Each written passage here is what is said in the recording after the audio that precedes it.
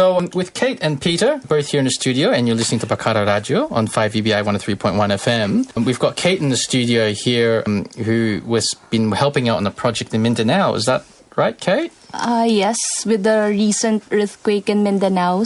For those who didn't know about the earthquake in our country, we experienced a series of earthquakes. We had 3 strong earthquakes with an average of 6.5 magnitude. Yeah, right. So it displaced 35,000 people in 2 regions. 400 people were injured. Yeah, so it was a lot of damage, wasn't it? Yes. And so you have friends over there? Yes, I'm a Davaoeño. So right. Davao is one of the cities that was affected by the earthquake. Yeah. So my friends initiated to raise some funds to at least help the people who were also affected with that. And I wanted to help, but I'm not in the Philippines. So I'm trying to also raise some funds here to send it back to the Philippines to help. Oh, that's great. Yes. And so what kind of things are you trying to fundraise for? Is it for clothing or? My friends in the Philippines, they're accepting goods or anything, whether you give cash or pledges or anything as long. But I think for here, we're trying to raise cash because it would be difficult for us to send goods, or it's expensive to send it to the Philippines and it would take longer. But if we do cash, it's easy to transfer the money and then just let them buy the things that they need. They need. Yes. What's the name of the initiative or the group that they're? It's just like a group of friends trying to help. So if anybody wanted to kind of contribute or help donate, what's the best way to kind of find out more information? Since we don't have any Facebook group, I have my Facebook account. They can just search and message me. My name on Facebook is Kate Diane Rausa Ortega or Kate Ortega. They can just message me if they want to help out. Okay. So add you on Facebook, Kate Diane Ortega. Yeah. And then add you in. And then just message me. And so all your friends are from Davao as well? Yes. Is that right? That was one of the hardest hit areas, wasn't it? Yes, but the center of the earthquake was in Cotabato. Mm-hmm. Most of the affected are in Cotabato. Although we were also affected in Davao, but people lost their houses in Cotabato as well as the government buildings. So everything was destroyed. I don't remember the last time there was an earthquake in Davao. Does it happen quite frequently? Not this bad, I guess. Not really. But this one, it was really strong. There was a condo in Davao that collapsed. Are you planning on going back to Davao to visit? My scholarship will end next year in March, so I'll be returning to the Philippines. Oh, well, yeah, we're going back anyway. Your family's all okay, I'm yes, hoping. They're okay. Oh, good. So it's mostly, in Davao, was it mostly building damage? Building damages, yeah. That's a very good initiative to do, and I guess it's must have been a big shock to the community, and they're still recovering, I'm assuming. Yeah, it was. Currently, they have relief efforts, relief operations. What we're trying to do is to at least have the sense of urgency to bring the relief operations. In terms of relief, when the earth, was there a government response as well? Did they come in and kind of help? Yeah. If a private individual would want to help in the relief efforts, we have to coordinate with the local government agency, so that the giving of goods, the giving of donations would have a centralized administration for that. Well, that's a really good thing to do. So whilst everyone is helping, it all gets centralized through. Centralized. So do you know the name of the organization? But it's a government organization. It's a local government, the city of Kidapawan. So we go through the mayor or the vice mayor for the city of Kidapawan. Oh, that's good. Yes. That's good. Because I remember after Yolanda, I think it was Yolanda, and you heard all these horror stories about you don't know where the money goes after that.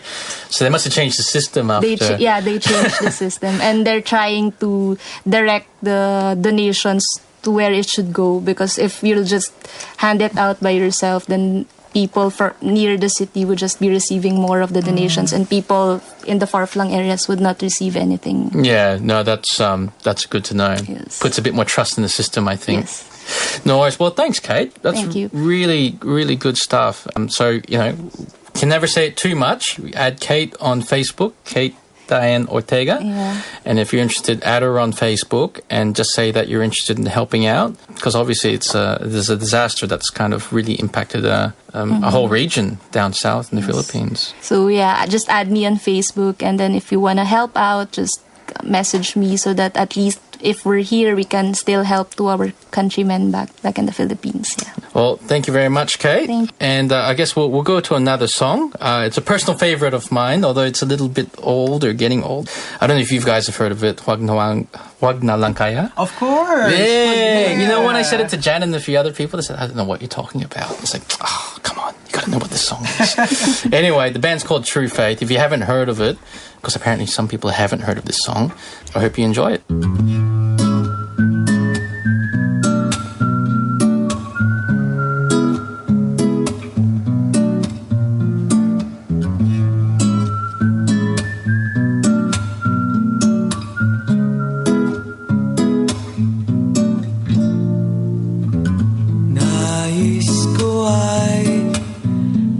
Kilala sa iyo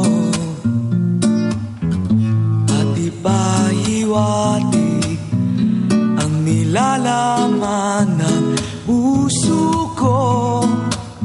Maunawaan mo kaya o baka sampalin mo lang ang aking mukha. Nagdadalawang isip na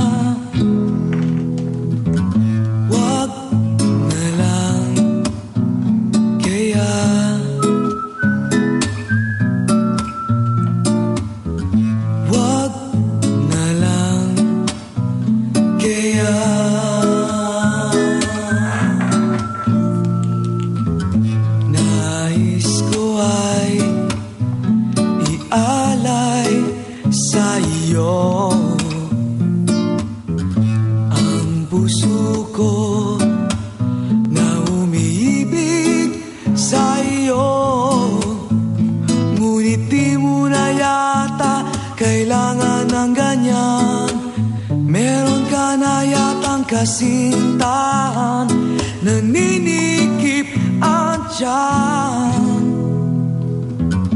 Wag na lang kaya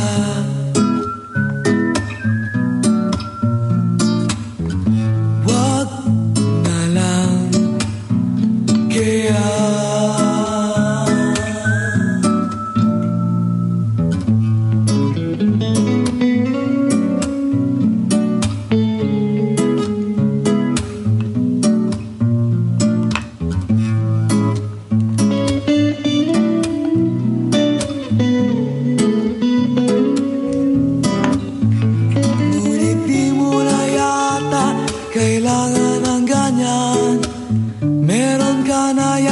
kasintahan, naninikip ang tiyan. Wag na lang kaya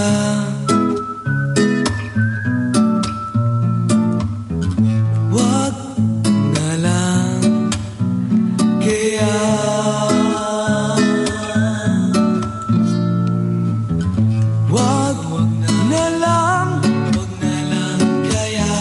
wag na lang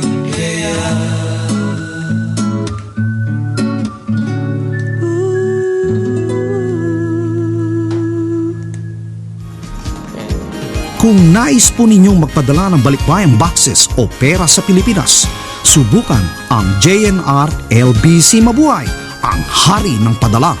Mabilis, maaasahan at mapagkakatiwalaan.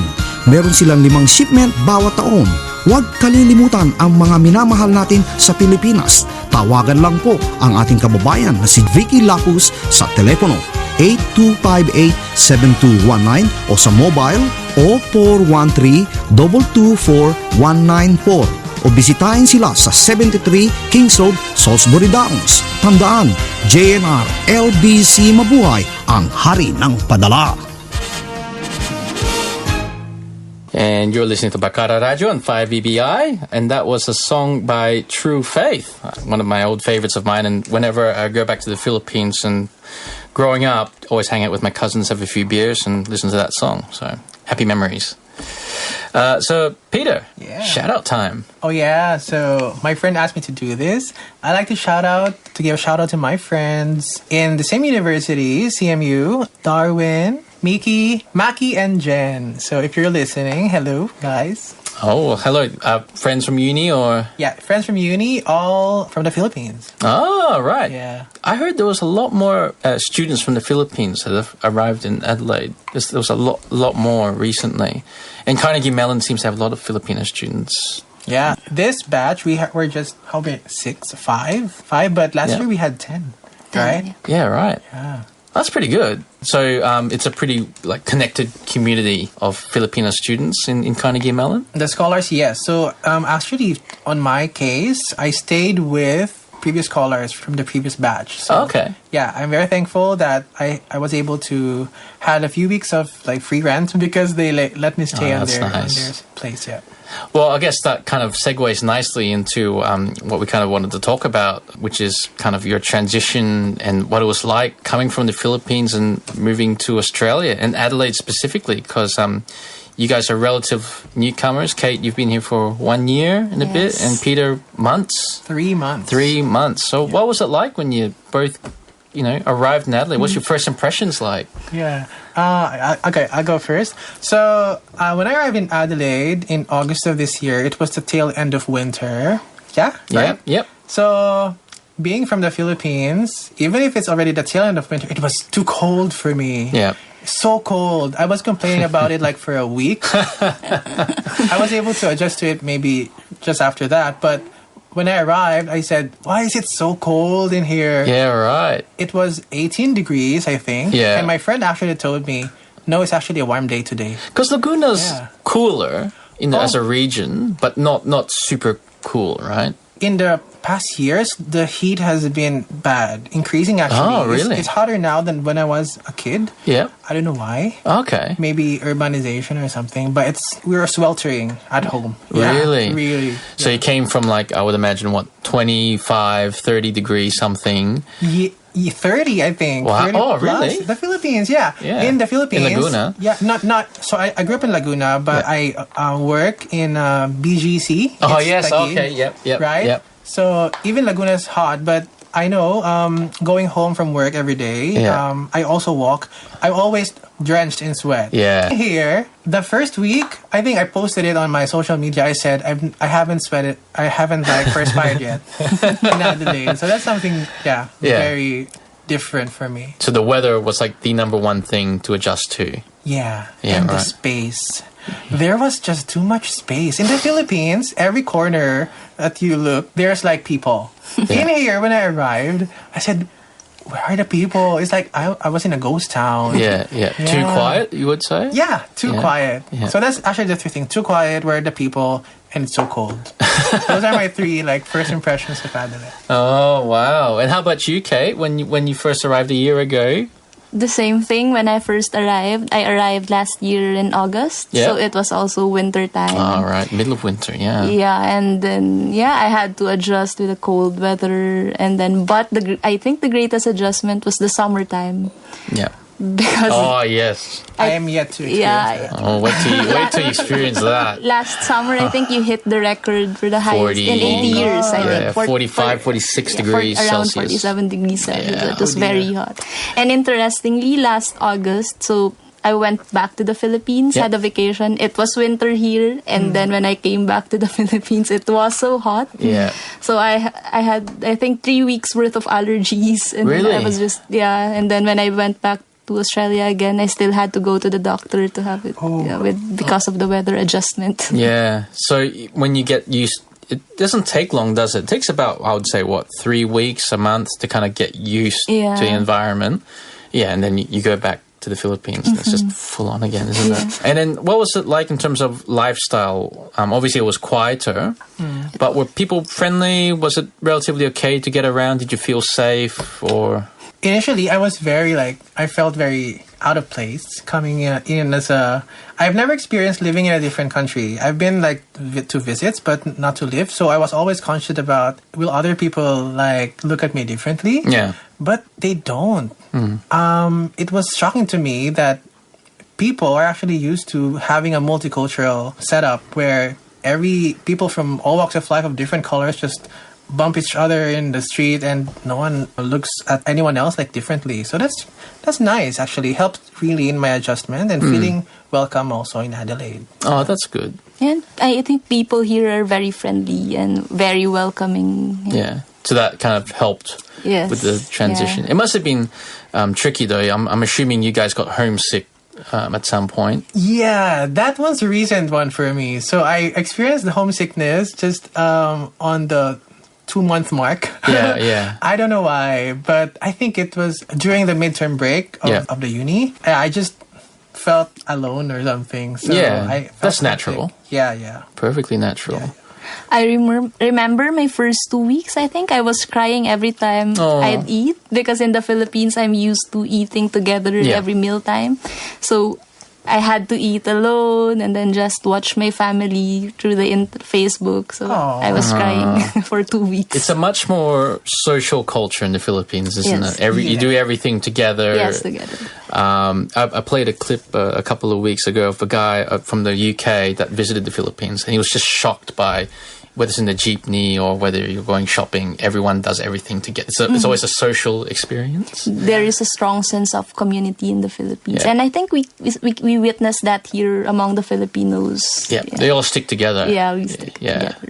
it's quite powerful, that little community. Everyone helps each other. I remember someone posted on the Adelaide Pinoy's Facebook page, like, can I borrow a car seat? And then there's like 5 people said, yep, you can borrow mine, A car seat? for babies. Oh. They said, I just need it for the weekend. And they had like 5 people within like 2 hours saying, yep, that's yeah, I nice. can lend you that. You can borrow that. Then someone said, oh, sorry, I wish I could, but I've got work. So what time can I pick it up from your house? And they said, don't worry, where's your work? I'll deliver it to you. And I also remember the first month we were here, we met Tita Lynn and Tito Elmers. They're a couple, and then since then, they've adopted us. Like Oh, the really? Filipino cohort in the university. So every time we have exam or it is our break, they would give us some food. Oh, that's nice. Yeah, and then they invited us for Christmas, New Year. So yeah, it's like having a different family away from your family. Oh, that's really nice. So, based on your current experiences so far, if there was like a brand new Filipino international student that just arrived now and was listening to this show, is there any advice you would give them to make it easier, or any experiences you would tell them to say, look, just be careful of this, or this might make things easier? Is there anything International you would do differently? I would say that if you don't have anyone else, Yeah. other Filipino students here would be very happy to maybe show you around and give you like an introduction to what life is in Adelaide. And yeah, I think that will really help. In my case, I didn't have to look for that person because I went here with a few friends already waiting for me. And the first night, actually, they took me around. My first night when I arrived here, we went to like a few bars already. Oh, great. So they kind of showed you around Adelaide. Did. Yeah. So, but if you're like a new student and you don't have anyone, just maybe reach out, and we're in the Facebook groups anyway, right? Yeah. Anyone I think will be happy to meet you and show you around. For me, I think my advice would be to not convert everything. Convert. Peso. Because I think my first 3 months, I was really converting everything, and then I'd end up not buying anything. Because everything seems so expensive. Yeah, everything seems to be expensive. So yeah. Yeah, like Just have to 300 get pesos rid- for a coffee or something like that. Yeah, that seems outrageous. So don't convert everything. And if you're feeling a bit lost, seek out the Filipino community. and pack like a thick jacket. Did you get any briefings before you came here? Did anyone from the university say, hey, you'll be heading over in winter, make sure you pack this and this? Or did they kind of just off you go? I had one from there was an agency who is connected to the university who gave us a talk, like a small seminar, but I don't remember them telling me to prepare for the cold. Yeah. I just I actually wished I brought more. So there. And I guess if you go to the Australia Awards, I think they provide a briefing. Yeah, so what's good about Australia Awards is that we have like around 3 briefings before we actually fly to Australia. Yeah. So with that, they would also connect you with scholars in Australia and also like alumni. Oh, that's good. So there's a bit of thought that goes into the planning process. That's good. Well, I find it always interesting because everyone's got their own take about their first impressions of Adelaide and what they think of it. So it's always interesting. But I'm afraid that's probably all the time we've got for tonight as well.